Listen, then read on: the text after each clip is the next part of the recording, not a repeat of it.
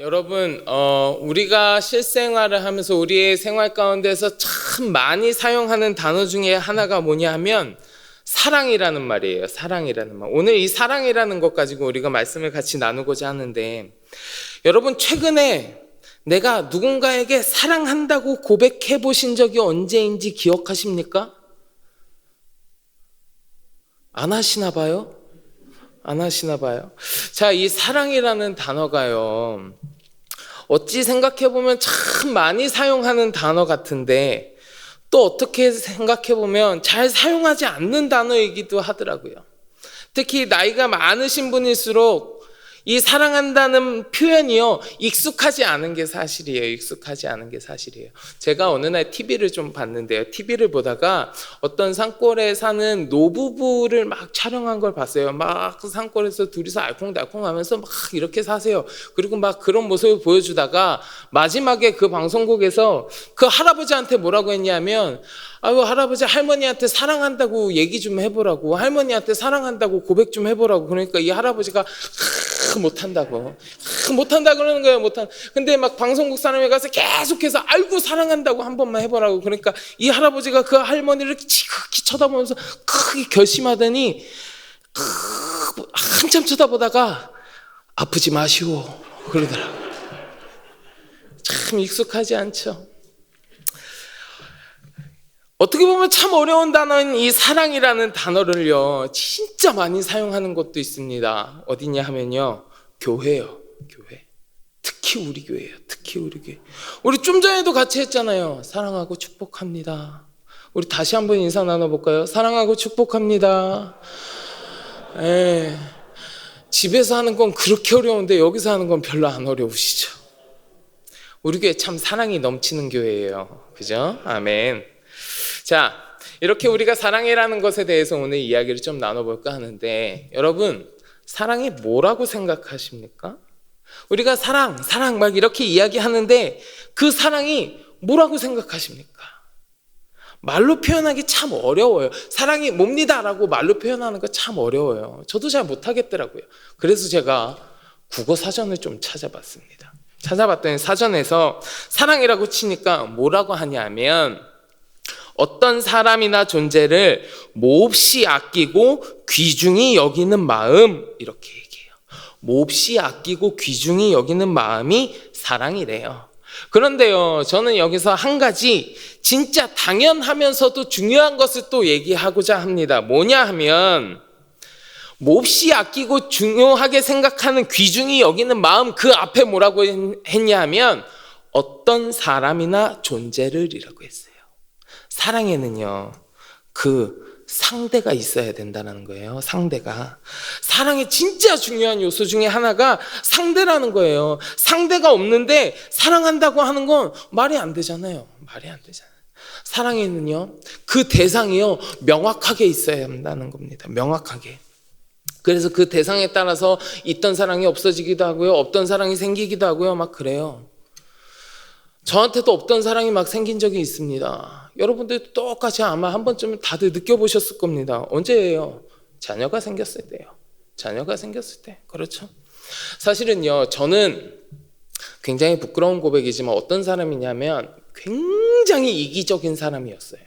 아주 나 중심, 저를 최우선으로 생각하던 사람이었어요. 그래서 무엇을 하든지 내가 먼저였던 사람이었어요. 내가 먼저. 일단 나부터 뭐 해야지, 내가 뭘 해야지, 그 다음에 뭘 챙기지라는 생각으로 가득 차 있던 사람이었습니다.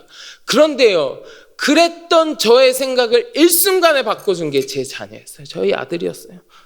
얘가 뭘 한 건 아니에요.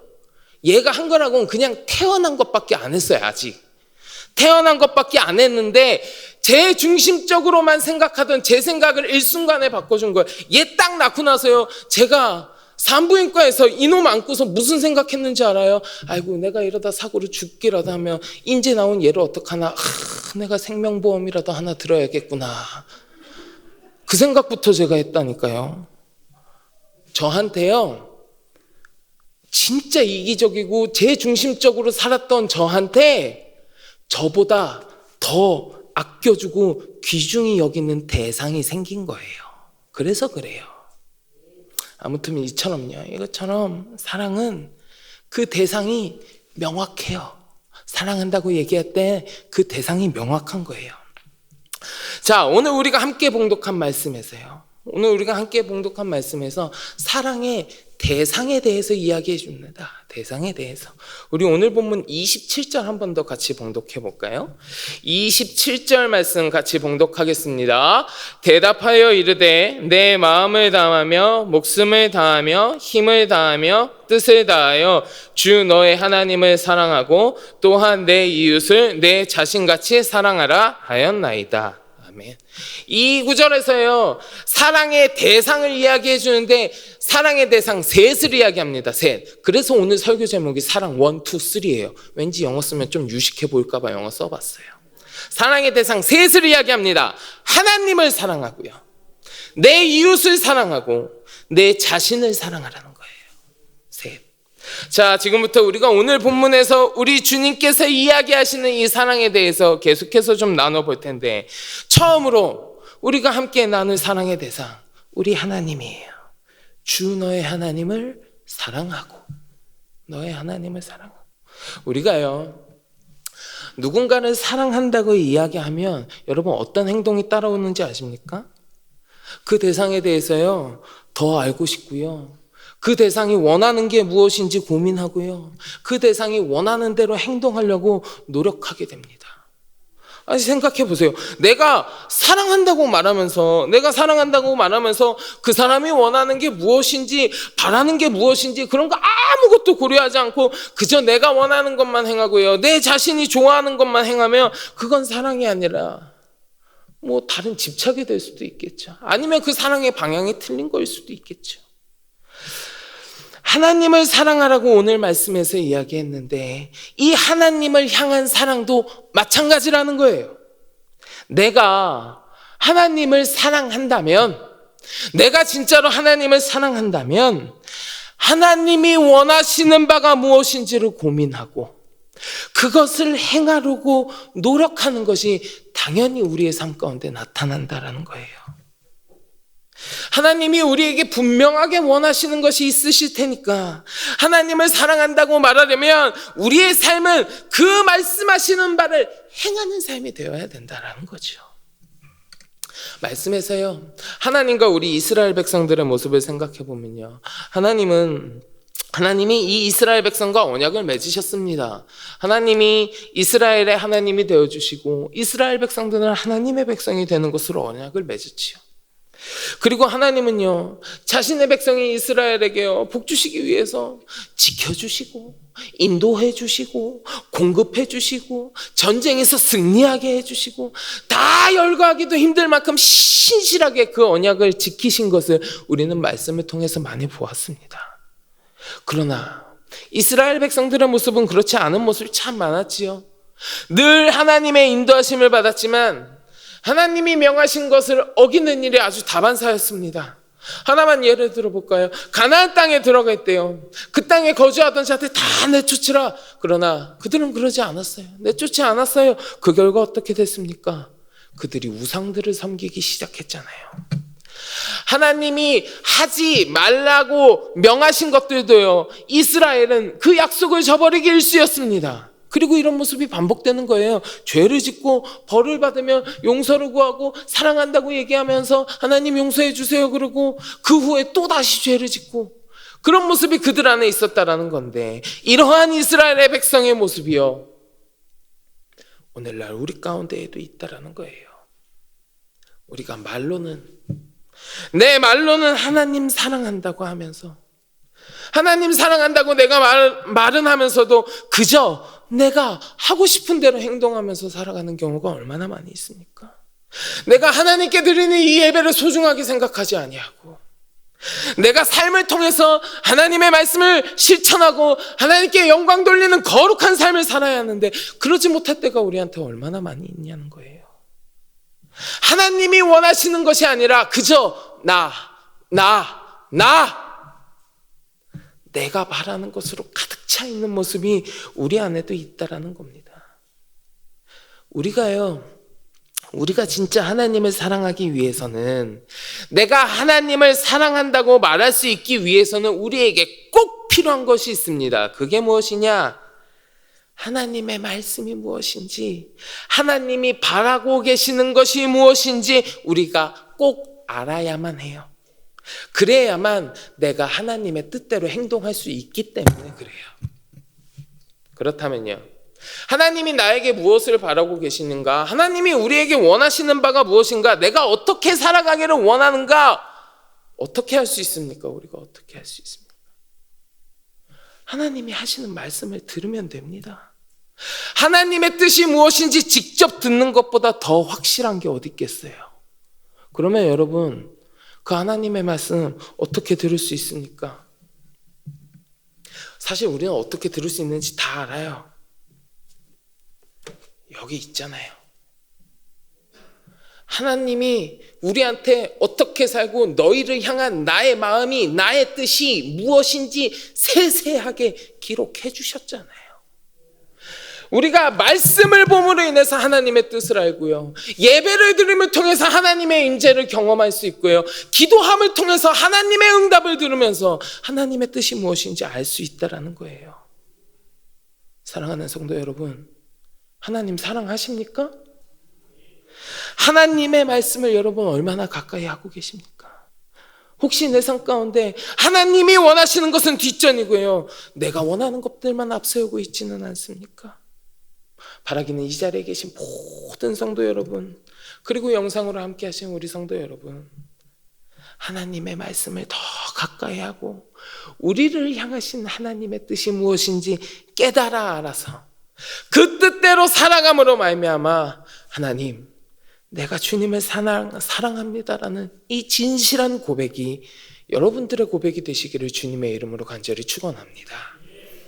두 번째로요, 사랑 두 번째로 우리가 사랑해 나눌 대상이 누구냐? 우리의 이웃이라는 거예요. 이웃. 자, 우리 오늘 본문 27절 다시 한번 봉독해 볼까요? 27절 한 번만 더 봉독하겠습니다. 대답하여 이르되 내 마음을 다하며 목숨을 다하며 힘을 다하며 뜻을 다하여 주 너의 하나님을 사랑하고 또한 내 이웃을 내 자신같이 사랑하라 하였나이다. 아멘. 자, 앞서서도 말씀드렸지만 하나님을 사랑하는 것은 그래도 우리가 잘 알고 있는 내용 중에 하나고요, 그것을 행하려고 노력하며 살아가시는 분들이 많다라는 거 알아요? 압니다. 그런데요, 이 이웃을 사랑한다라는 거예요. 이웃을 사랑한다는 거 실제로 행하는 건요, 실제로 행하는 건 여러분 정말 어려운 일입니다. 어려운 일이에요. 내 주위에요, 내 주위에 누군가가 잘 되는 거, 내 주위 사람이 잘 되는 걸 보면서 우리가 배 아파하는 건 참 쉬운 일이에요. 굳이 노력하지 않아도 본능처럼 그런 것들이 내 안에 있어요. 그러나 내 이웃을 위하여 내가 헌신하고 희생하고 사랑을 베푼다? 말은 쉽지요. 실제로 행하는 거 쉬운 일 아닙니다. 그런데요, 우리 예수님은요, 여기서 한 발짝 더 나아가서 원수까지도 사랑하라고 하셨어요. 우리 마태복음 5장 44절 말씀 좀 같이 볼까요? 마태복음 5장 44절 말씀 같이 봉독해 보겠습니다. 나는 너희에게 이르노니 너희 원수를 사랑하며 너희를 박해하는 자를 위하여 기도하라. 아멘. 우리가 말씀으로는 아멘 하지만 이거 실제로 삶에서 실천하기 얼마나 어려운 일인데요. 말도 못하기 어려운 일입니다. 근데 이 외에도요, 성경 곳곳에서 우리 주님께서는 이웃 사랑에 대해서, 주변 사람들을 사랑하는 거에 대해서 많이 이야기하셨습니다. 우리 두 군데만 더 찾아볼까요? 요한복음 13장 34절입니다. 우리 같이 봉독합니다. 새 계명을 너희에게 주노니 서로 사랑하라. 내가 너희를 사랑한 것 같이 너희도 서로 사랑하라. 아멘. 너희도 서로 사랑하라. 서로 사랑하는 게 주님이 우리에게 주시는 새 계명이래요. 한 군데만 더 봉독해 볼까요? 에베소서 5장 2절 말씀입니다. 에베소서 5장 2절 같이 봉독합니다. 그리스도께서 너희를 사랑하신 것 같이 너희도 사랑 가운데에서 행하라. 그는 우리를 위하여 자신을 버리사 향기로운 제물과 희생 제물로 하나님께 드리셨느니라. 아멘. 예수님이 희생하신 것처럼 그처럼 너희도 서로 사랑 가운데에서 행하라. 이렇듯 우리 주님께서는요, 이웃을 사랑하라, 너의 이웃을 사랑하라는 말씀을 참 많이 하셨는데, 우리가 오늘 봉독한 오늘 본문에 이어서 그 뒤에 말씀까지 보면 그 이웃이 누구인지에 대해 묻는 율법 교사에게요, 우리 예수님께서 선한 사마리아인의 비유를 들으시면서 그 율법 교사에게 이러이러한 사람이 이웃이다 이렇게 가르쳐 주시는 것을 넘어서서요, 네가 가서 이웃이 되어주라고까지 말씀하고 계십니다. 율법 교사에게 지금 말씀하신 예수님의 의미는 뭐냐면, 너의 주위 사람들에게, 만나는 사람들에게 필요를 채워주는 그런 이웃이 되어주라는 거예요.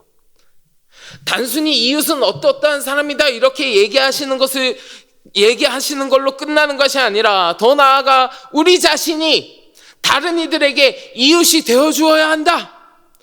무거운 물건을 들고 가는 자에게 가장 필요한 것이 무엇일까? 매 맞고 있는 자에게 지금 필요한 것이 무엇일까? 배고파하는 사람이 지금 가장 바라는 것은 무엇일까? 예수님은요, 이러한 사람들에게, 너 주위에 있는 그런 사람들에게 가서 이웃이 되어주고 그들의 필요를 채워주라고 말씀하고 계십니다. 내 이웃을 사랑하는 것은 그들의 필요를 채워주면서 내가 그들의 이웃이 되어준다는 거예요. 그것이 주님께서 이야기해 주시는 이웃 사랑이라는 거예요. 제가 어떤 한 여자분을 좀 소개해 드릴까 합니다. 아시는 분도 계실지 모르겠는데, 어떤 여성분이 계셨습니다. 태어났을 때에 그 여성분의 아버지가요, 자기의 첫 자녀가 딸이라는 거에 굉장히 화가 났어요. 그래서 어느 날 술을 잔뜩 먹고 만취해서요, 자기 딸을 방바닥에 내 던졌습니다. 태어난 딸. 그래서 척추에 부상을 입었어요. 그래갖고 결국 키가 안 자라서 나중에 성인이 됐을 때도 그 키가 134cm까지밖에 안 자랐어요. 공부도 제대로 시키지 않았습니다. 초등학교까지밖에 못 나왔어요. 초등학교까지 못 나왔는데 그 초등학교 어린 시절에 아버지가 자살합니다. 어머니는 정신질환을 앓고 있어서 칼을 들고 쫓아오면서 죽이겠다고 막 이야기해요. 근데 동생이 넷이나 있어요. 동생이 넷이나 있어서 그 어린 나이에요, 이 동생 넷을 먹여 살리기 위해서 남의 집에 가서 식모살이를 합니다. 그때의 나이가 14살이었어요. 14살에 그런 일들을 겪으면서 살았습니다. 결국에는요, 직업학교에 가서요, 편물 기술을 배웠습니다. 편물, 뜨개질, 쉽게 말하면 뜨개질이죠. 근데 이 기술이 날로 늘어서요, 무슨 어디 전국 기능대회, 세계 장애인 기능대회 이런 데 가서 1등을 휩쓰는 거예요. 그래갖고 우리나라에서 훈장까지 받았어요. 훈장까지 받고 그렇게 살고 있었는데, 어느 날 자기가 봉사를 좀 했으면 좋겠다라는 생각을 품게 되는데요, 마침 아프리카에 있는 어느 보츠와나라는 나라에서 그 편물 기술자가 필요하다는 얘기를 듣고요, 1년을 계획하고 봉사활동을 떠납니다. 1년을 계획하고 봉사활동을 떠나는데 갔는데 현지에서 사정이 점점 어려워지는 거예요. 여러 가지 사정이 어려워지면서 같이 봉사하던 한국 사람들이 다 떠나갔어요. 다 떠나갔는데 모두가 떠나는 것을 보고 있는 와중에도 자신을 필요로 하는 그곳을 차마 떠날 수가 없어서 1년을 계획하고 갔는데요, 그 아프리카 보츠와나라는 나라에서 14년을 봉사하면서 삽니다. 14년을 봉사하면서 살다가요, 어느 날 내가 이들의 필요를 더 채워주어야 되겠다, 내가 더 많이 제대로 공부해서 이들의 필요를 채워줘야겠다 결심하고요, 미국의 컬럼비아 대학교에서 사회복지학으로 석사까지 공부해버립니다. 컬럼비아 대학교에서 석사까지 공부하고요, 다시 아프리카로 날아가서 그 아프리카의 불쌍한 사람들을 위해서 열심히 봉사하고 그들의 필요를 채워주는 사람이 되었습니다. 국제사회복지사로 활동하는 김혜영이라는 분의 이야기예요. 사랑하는 성도 여러분, 이웃을 사랑하라는 하나님의 말씀이요, 여러분들의 삶 가운데 실천되고 계십니까? 어렵습니다. 힘들어요. 정말 쉽지 않습니다. 그러나 하나님의 은혜를 입은 성도라면 내가 이웃을 사랑함을 통하여 우리 하나님의 사랑을 전해야 되지 않겠습니까? 이 시간 함께 하시는 우리 모든 성도님들, 여러분들의 이웃 사랑을 통하여 우리 주님의 사랑이 널리 퍼져나가게 되기를 간절히 소망합니다. 자, 마지막으로 우리가 사랑해야 될 대상이 누구냐? 바로 내 자신이에요. 내 자신. 자, 오늘 말씀을 잘 보면요, 우리가 처음으로 하나님 사랑에 대해서 살폈죠. 그리고 이웃 사랑에 대해서 살폈습니다. 나 자신을 사랑하는 말씀이 나오는데 앞에 두 사랑하고 조금 다르게 기록되어 있어요. 하나님을 사랑하고 내 이웃을 사랑하라는 명확하게 이야기하는데요, 나 자신을 사랑하는 말은 너 자신을 사랑해라 이렇게 명확하게 기록되어 있는 말이 아니라 내 이웃을 내 자신같이 사랑하라 이렇게 기록되어 있습니다. 이렇게. 자, 여기서 우리가 유추할 수 있는 건 뭐냐 하면, 나 자신을 사랑하는 것, 나 스스로를 사랑하는 건요, 기본으로 전제되어 있는 거라는 거예요. 당연히 깔려 있는 거라는 거예요. 기본적으로 나 자신을 사랑하는 것이 전제되어 있기 때문에 너 자신을 사랑하듯이 이웃도 사랑하라 이렇게 얘기할 수 있는 거예요. 여러분들은 자신 스스로를 얼마나 사랑하십니까? 스스로를 많이 사랑하십니까? 저는 되게 사랑해요. 막 제 스스로가 너무 사랑스러워요. 그래서요, 뭐 아시는 분들은 아시겠지만 뭐 비밀도 아니죠. 아시죠? 제가 100kg 넘게 나가는 거. 요새 밥 좀 안 먹었더니 오늘 99kg더라고요. 99kg, 여러분 100kg의 몸으로 거울을 보면 어떤 기분이실 것 같아요? 나 왜 이렇게 살쪘지 이러실 것 같아요? 저는요, 제 자신을 너무 사랑하잖아요. 100kg 몸으로 거울을 보면서 뱃살 조금 들어갔네 뭐 이렇게 생각해요. 그래, 뭐 이 정도 살집이면 됐지 뭐 이런 생각해요. 우리는요, 특히 하나님의 자녀인 그리스도인들은요, 스스로를 존귀하게 여기고 사랑해야 합니다. 왜냐하면 우리는 하나님의 특별한 소유이기 때문에 그래요. 내가 잘나서 내가 뛰어나서가 아니라요, 하나님이 우리를 그 형상대로 지으시고 특별하신 하나님이 나를 택해 주셨기 때문에 나는요 존귀하고 특별한 존재란 말이에요. 쟤는 특별한데 나는 특별하지 않아. 저 사람은 잘나는데 나는 그렇지 않아. 너 절대 아니에요. 지금 당장에 살아가는 모습, 나의 환경, 내 삶에 주어진 조건들은 모두가 조금씩 다 다를지는 모르지만 우리 모두는요, 하나님이 그 형상대로 지으셔서 택하여 주신 아주 특별한 존재들이라는 거예요. 우리가 우리의 삶을 통하여 내가 하나님이 거하실 성전으로 지어져 가고 있는 사람이에요. 나는 아주 특별한 하나님의 성전이거든요. 우리 에베소서 2장 19절부터 22절까지의 말씀 같이 봉독해 볼까요? 에베소서 2장 19절부터 22절 같이 봉독합니다. 그러므로 이제부터 너희는 외인도 아니요 나그네도 아니요 너희는 사도들과 선지자들의 터 위에 세우심을 입은 자라. 그리스도 예수께서 친히 모퉁이 돌이 되셨느니라. 그의 안에서 건물마다 서로 연결하여 주 안에서 성전이 되어가고 너희도 성령 안에서 하나님이 거하실 처소가 되기 위하여 그리스도 예수 안에서 함께 지어져 가느니라. 아멘.